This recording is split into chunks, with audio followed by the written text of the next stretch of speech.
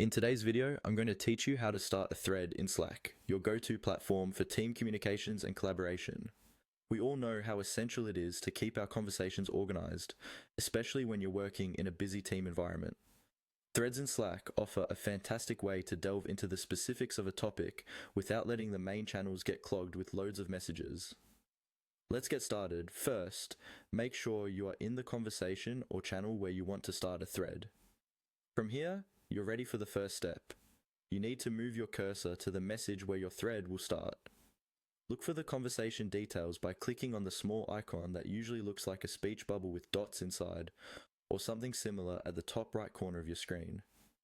Clicking this will pull up a sidebar with some key details about your conversation. Now, the next step is to locate the options icon, often represented as 3 vertical dots. This icon is your gateway to more actions within the conversation. Clicking on these dots will present you with several options. From this menu, you'll want to find and select the option to reply in thread. Slack makes this pretty intuitive, as many users rely on threads to keep conversations neat and focused. You're now entering the space where the magic happens, the actual thread. Once you're in, you can start typing your message in the thread pane that appears on the right side.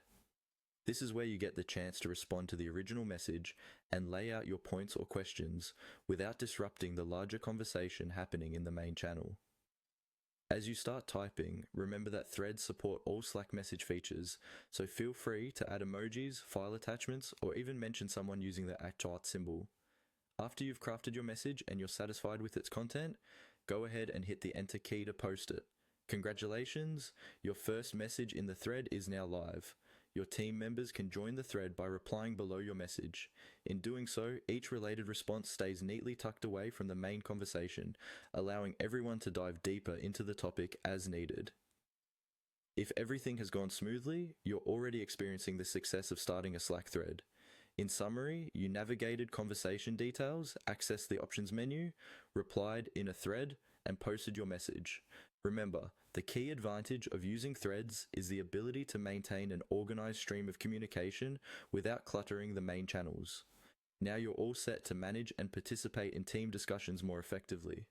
Thanks for watching, and be sure to stay tuned for more insightful guides on improving your productivity and teamwork with Slack.